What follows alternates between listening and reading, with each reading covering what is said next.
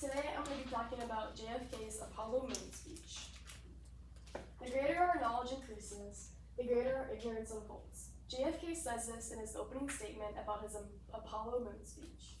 In his Apollo moon speech, JFK talks about the United States planning to go to the moon, getting there safely and getting there first, returning home safe, and also getting to the moon before the decade is over. When and where did this speech occur? This speech occurred on September 12, 1962, at Rice University in Houston, Texas. It was a warm Sunday morning at about 9 a.m. when the speech occurred. There were around 30,000 Americans that attended, most of these Americans being students of the college. JFK was the 36th president of the United States of America. He was a politician from Brooklyn. He was assassinated about a year after the speech was given in November of 1963. And he was also the youngest president to be elected, also being the first president to be aired on national television. He graduated from Harvard University, then after went into the Navy, became a congressman, a senate, and then the president.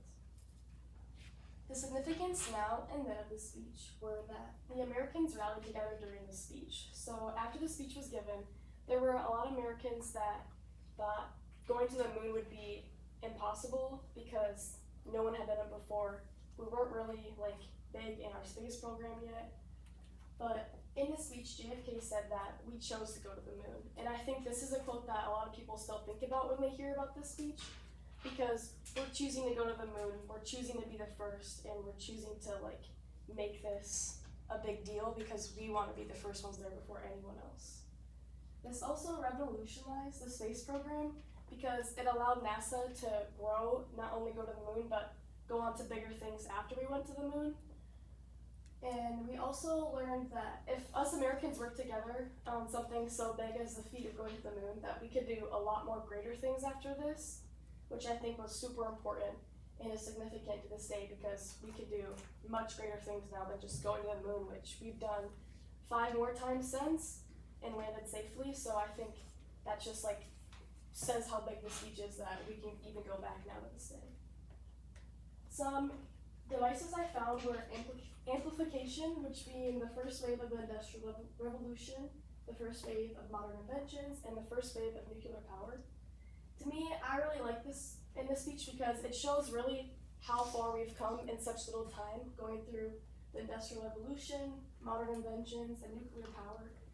The things that we've done in really 100 years or a couple hundred years is really big. So if we can do this amount of stuff in such little time, why can't we go to the moon? And I think this just empowers the people at the speech.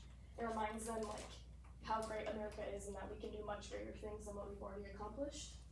A metaphor I found is that we set sail on this new sea because there's knowledge to be gained. I think this not only applies to the speech, but applies to people's everyday lives because we can always learn something new. That's how we come to school. We can always learn more about space and about going to the moon. There's always knowledge to be gained. We can always learn something new.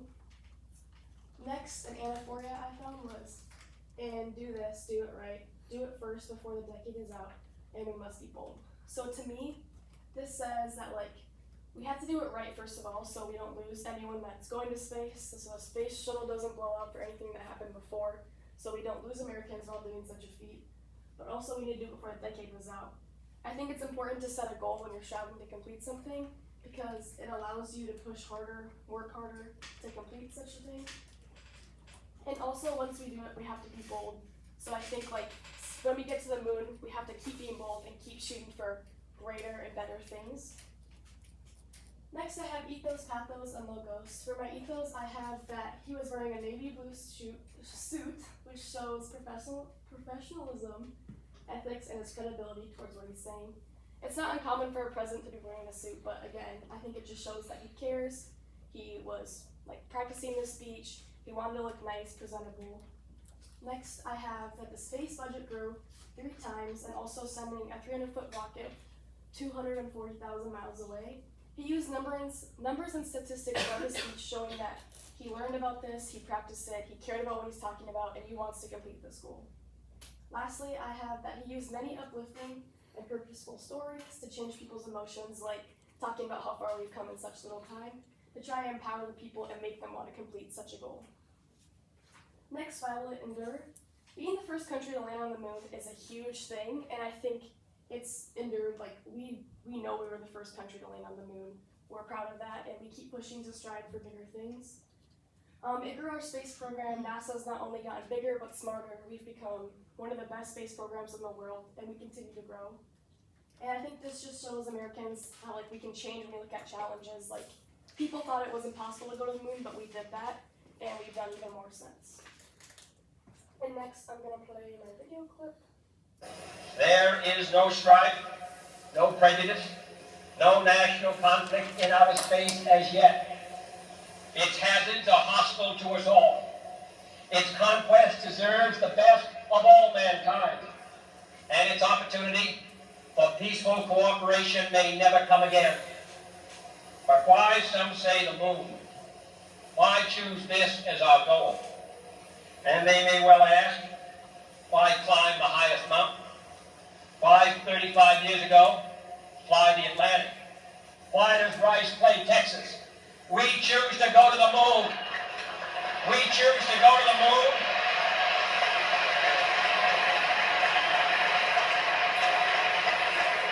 We choose to go to the moon in this decade and do the other things, not because they are easy, but because they are hard.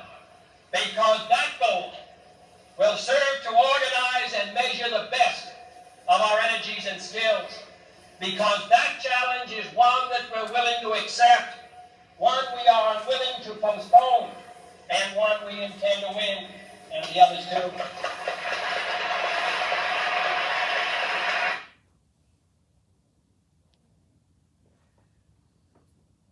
So thank you guys for listening to my speech. I hope you learned something about the Apollo moon and really how far we've come. I liked how also in his speech he talked about we don't do it because it's easy, we do it because it's hard. And I think you can apply that to your daily lives.